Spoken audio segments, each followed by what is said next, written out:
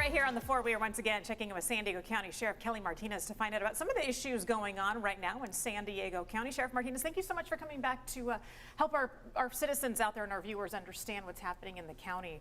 I want to start with this. Douglas Badger, a convicted sexually violent predator, has now, as of today, been placed at a home in Borrego Springs, despite the neighbors in that community trying to fight this. I know members from the Sheriff's Department went out letting the residents know that this would be happening multiple times.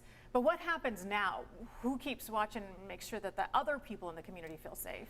Yeah, and so that's really our role initially. You know, the department or the state hospitals and a judge make a decision about where someone is placed when they're ready to be placed into a community. We're notified, and it's our job to go out and notify the citizens, and it's really a way to inform. We're not trying to scare anybody or anything like that. We want everyone to be prepared and to understand what's happening.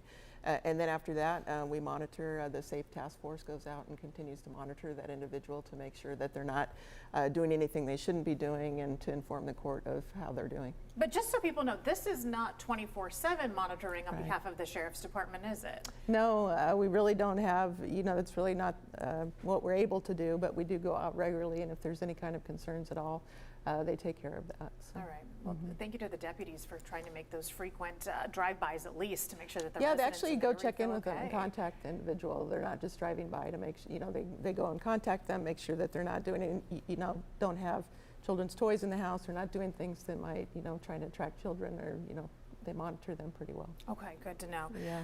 You made it your goal, Sheriff Martinez, to make sure that our jails were vastly improved after a number of deaths inside of our local jails. How are you doing as far as reaching some of these goals? A few months onto the job, where are we as far as the technology goes and the upgrades? We're starting to feel some real progress. It's taken some time. It took a long time to get to where our jails are now. So the Rock Mountain Detention Facility renovations should be done in the next month or month and a half or so, and we'll be advertising that.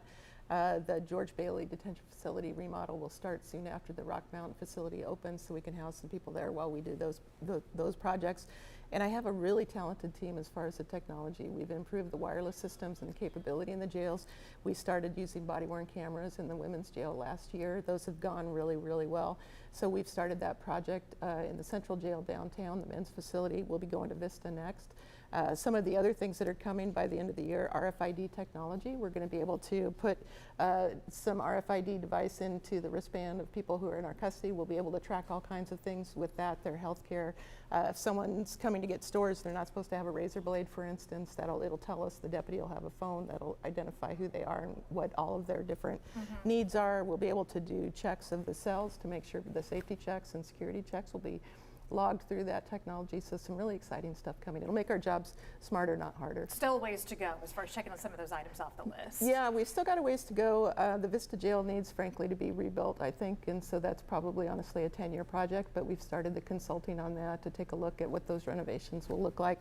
But there's a lot ahead of us, a lot of money. It's going to take a lot of money to get those things done, but we have made some real progress. I do want to talk about jail capacity, especially when it comes to some of our homeless folks that are out on the streets that are seen doing drugs or perhaps harassing other citizens out there on the streets.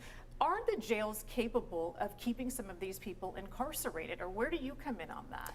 Yeah, so there's a few things going on. Our jails, although we have a capacity of about 5,600 in our jails right now, we're at about 4,000 people in our jails. But even though we have that many beds, it doesn't mean that we can fill all those beds. If we have an individual who's got behavior issues or is a threat to others, we have to house them by themselves. So that cell might have 2 beds, but we can only fill 1 of them because that individual has to be by themselves. The women's jail has about 384 beds available, but we can't put men in those beds, for instance. So our jail capacity is about 70%, the real capacity of who we can house.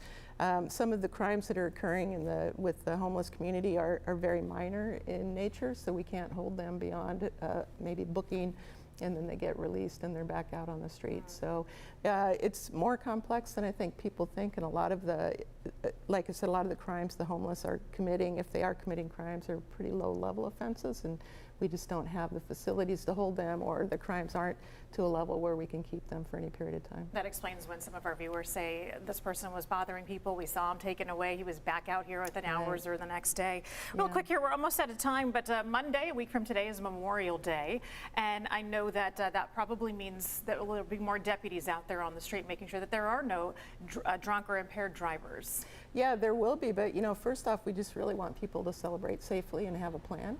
And have a second plan, because sometimes your designated driver decides to drink, so you need to have a rideshare option or something else. We will have more deputies out there looking for impaired drivers, and if someone sees an impaired driver, make sure that you, if you call 911 to let us know that if you're following that individual, you follow at a safe distance, that you're just writing down the direction of travel and maybe a license plate and some vehicle description for us, but stay safe. San Diego County Sheriff Kelly Martinez, we do appreciate your time, and we'll have you right back here on the floor again. Thank you. Thank you. Carlo.